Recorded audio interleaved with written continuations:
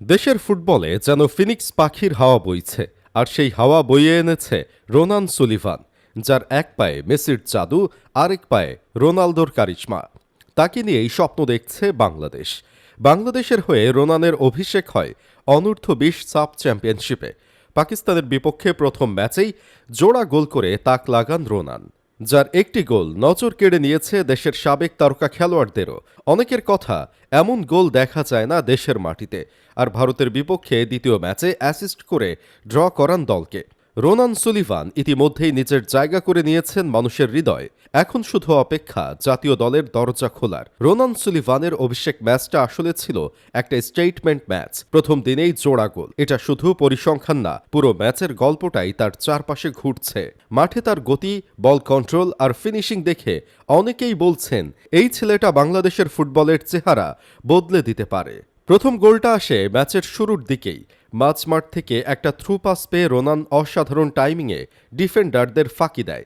তার দৌড়টা ছিল নিখুঁত, না বেশি তাড়াহুড়ো না দেরি। গোলকিপারের সামনে গিয়ে একদম ঠান্ডা মাথায় বলটা জালে জড়িয়ে দেয়।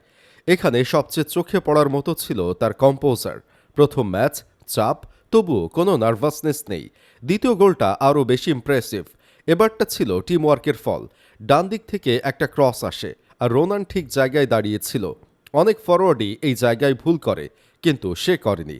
নিখুঁত পজিশনিং আর এক টাচ ফিনিশ বলে সোজা চালে। এই গোলটা দেখেই বোঝা যায় সে শুধু দ্রুত না, সে খেলার রিডিংটাও ভালো বোঝে। পুরো ম্যাচে তার মুভমেন্ট ছিল খুবই স্মার্ট। বল না থাকলেও সে এমন জায়গায় ঘুরছিল যেখান থেকে যে কোনো সময় সুযোগ তৈরি হতে পারে। ডিফেন্ডাররা তাকে মার্ক করতে গিয়ে বারবার বিভ্রান্ত হয়েছে। সবচেয়ে বড় ব্যাপার তার আত্মবিশ্বাস। অভিষেক ম্যাচে অনেক খেলোয়াড় চাপে পড়ে যায়, কিন্তু রোনান উল্টো ম্যাচটা নিজের করে নিয়েছে। এই জোড়া গোল যেন একটা বার্তা, বাংলাদেশ নতুন একজন স্ট্রাইকার পেয়েছে যে বড় মঞ্চে খেলতে ভয় পায় না। রোনানের জন্ম যুক্তরাষ্ট্রে। ছোটবেলা থেকেই ফুটবলের প্রতি তার ভালোবাসা ছিল চোখে পড়ার মতো। ইউরোপের আধুনিক ট্রেনিং সিস্টেমে বড় হওয়ায় তার খেলায় টেকনিক, ফিটনেস আর ডিসিপ্লিন সবকিছু আলাদা লেভেলের। তার আরও 3 ভাই আছে, ডেকলান, কুইন আর কেভান। সুলিভান ভাইদের সম্পর্কে গুরুত্বপূর্ণ তথ্য: রোনান সুলিভান বাংলাদেশ অনূর্ধ্ব-20 দলে খেলছেন এবং অভিষেক ম্যাচে দুর্দান্ত পারফর্ম করেছেন। ডেকলান সুলিভান রোনানের যমজ ভাই, তিনিও বাংলাদেশ অনূর্ধ্ব-20 দলের সাথে যুক্ত। কুইন সুলিভান তাদের বড় ভাই, তিনি যুক্তরাষ্ট্রের MLS লিগে ফিলাডেলফিয়া ইউনিয়নের হয়ে খেলেন।